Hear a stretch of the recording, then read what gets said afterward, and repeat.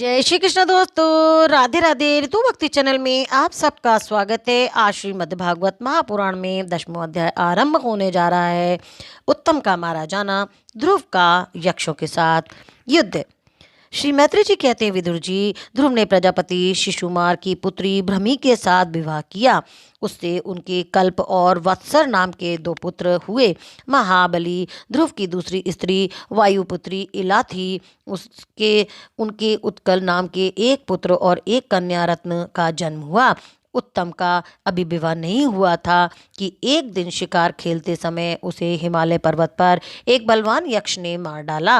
उसके साथ उसकी माता भी परलोक से धार गई। ध्रुव ने जब भाई के मारे जाने का समाचार सुना तो वे क्रोध, शोक और उद्वेग से भरकर एक विजय पद रथ पर सवार हो यक्षों के देश में जा पहुंचे।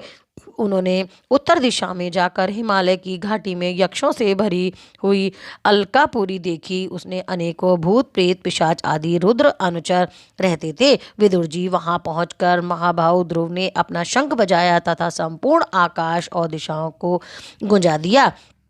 उस शंख ध्वनि से यक्ष पत्नियां बहुत डर गईं। उनकी आंखों से भय कतार हो उठी। वीरवर विदुर जी, महाबलवान यक्ष वीरों को वह शंखनाद सहन न हुआ, इसीलिए वे तरह तरह के अस्त्र शस्त्र लेकर नगर के बाहर निकल आए और ध्रुव पर टूट पड़े। महारथी ध्रुव प्रचंड धनुर्धर थे। उन्होंने एक ही साथ उनमें से प्रत्येक को 3-3 बाण मारे। उन सभी ने जब अपने अपने मस्तकों से 3-3 बाण लगे देखे तब उन्हें ये विश्वास हो गया कि हमारी हार अवश्य होगी। वे ध्रुव जी के इस अद्भुत पराक्रम की प्रशंसा करने लगे। फिर जैसे सर्प किसी के पैरों को आघात नहीं सहते, उसी प्रकार ध्रुव के इस पराक्रम को ना सहकर उन्होंने भी उनके बाणों के जवाब में एक ही साथ उनसे दूने यानी 6-6 बाण छोड़े। यक्षों की संख्या 13 अयुत मतलब 1,30,000 थी। उन्होंने ध्रुव जी का बदला लेने के लिए अत्यंत कुपित होकर रथ और सारथी के सहित उन पर परिध, खड़क, प्रास, त्रिशूल, फरसा, शक्ति, सृष्टि इन सब से वर्षा की। इस भीषण शस्त्र वर्षा से ध्रुव जी बिल्कुल ढक गए। तब लोगों को उनका दिखना वैसे ही बंद हो गया जैसे भारी वर्षा में पर्वत का।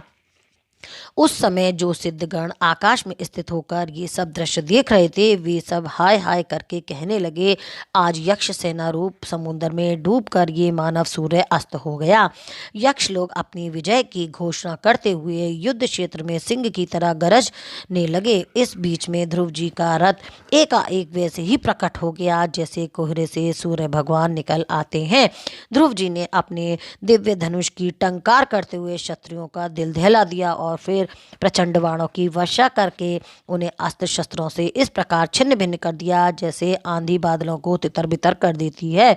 उनके धनुष से छूटे हुए तीखे तीर यक्ष राक्षसों के कवचों को भेद इस प्रकार उनसे शरीर में घुस गए जैसे इंद्र के छोड़े हुए वज्र पर्वतों से प्रवेश कर रहे थे। विदुर जी महाराज ध्रुव के बाणों से कटे हुए यक्षों के सुंदर कुंडल मंडित मस्तकों से, सुनहरी ताल वृक्षों के समान जांघों से, वलय विभूषित बाहुओं से, हार भुज बंद मुकुट और बहुमूल्य पगड़ियों से फटी हुई वे वीरों के मन को लुभाने वाली समर भूमि बड़ी शोभा पा रही थी। जो यक्ष किसी प्रकार जीवित बचे, वे क्षत्रिय प्रवर ध्रुव जी के बाणों से प्राय अंग भंग छिन्न भिन्न हो जाने के कारण युद्ध क्रीड़ा में सिंह से परास्त हुए गजराज के समान मैदान छोड़ भाग देते हैं।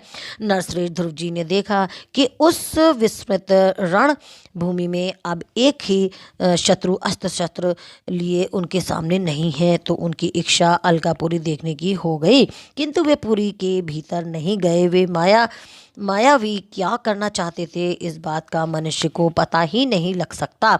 सारथी से इस प्रकार कहकर वे उस विचित्र रथ में बैठे रहे तथा शत्रु के नवीन आक्रमण की आशंका से सावधान हो गए। इतने में ही उन्हें समुद्र की गर्जना के समान आंधी का भीषण शब्द सुनाई दिया तथा दिशाओं से उठती हुई धूल भी दिखाई दी। एक क्षण में ही सारा आकाश मेघमाल से घिर गया। सब ओर भयंकर गड़गड़ाहट के साथ बिजली चमकने लगी। निष्पाप विदुर जी, उन बादलों से खून, कफ, पीप, विष्ठा, मूत्र और चर्बी की वर्षा होने लगी और ध्रुव जी के आगे आकाश से बहुत से धड़ गिरने लग गए। फिर आकाश में एक पर्वत दिखाई दिया और सभी दिशाओं में पत्थरों की वर्षा होने लगी। गदा पर तलवार और मूसल गिरने लग गए।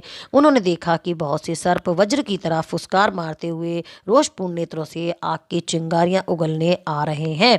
झुंड के झुंड मतवाले हाथी, सिंह और बाघ भी दौड़े चले आ रहे हैं। प्रलय काल के समान भयंकर समुद्र अपनी उत्ताल तरंगों से पृथ्वी को सब ओर से डुबाए जा रही है। बड़ी भीषण गर्जना के साथ उनकी ओर आ रहे हैं। क्रूर स्वभाव असुरों ने अपनी आसुरी माया से ऐसे ही बहुत से कौतुक दिखाए जिनसे कायरों के मन कांप सकते थे। ध्रुव जी पर असुरों ने अपनी दुस्तर माया फैलाई है, ये सुनकर वहाँ कुछ मुनियों ने आकर उनके लिए मंगल कामना की। मुनियों ने कहा, उत्तानपाद नंदन ध्रुव, शरणागत भयभंजन शांकपाणी भगवान नारायण तुम्हारे शत्रुओं का संहार करें। भगवान का तो नाम ही ऐसा है जिसके सुनने और कीर्तन करने मात्र से मनुष्य दुस्तर मृत्यु के मुख से अनायास ही बच जाता है। इति श्रीमद्भागवते महापुराणे पारमहंस संहितायां चतुर्थे स्कंदे दशमो अध्याय संपन्न। बोल कृष्ण भगवान की जय। ओम नमो नारायण भगवते वासुदेवाय नमः।